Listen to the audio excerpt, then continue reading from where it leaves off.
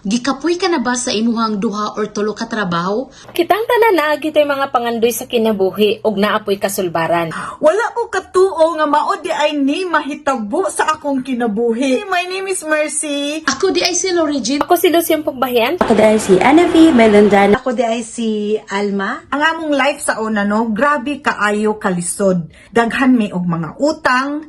Ang akong mga anak nga dagko nga wala nako sila na subaybay sa ilang pagkadako. Back in 2020, nawad-an kong trabaho, naglisod ko kung saan ako pag-coop up sa akong adlaw-adlaw nga panghinahanglanon.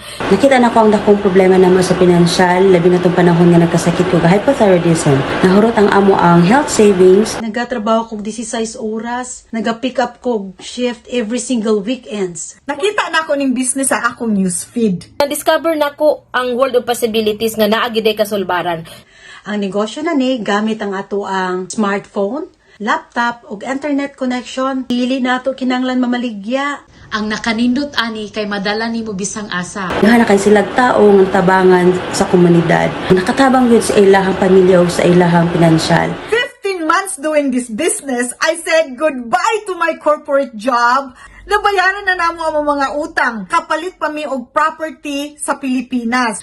Dili na ko kinahanglan magtrabaho pa og duha ka job. Nabayaran na nako nahinay ang akong mga obligasyon diri sa Canada. Part-time na lang ko sa akong trabaho. Mas nagkaroon kog dakong panahon sa akong pamilya kay nagakita naman ko diri.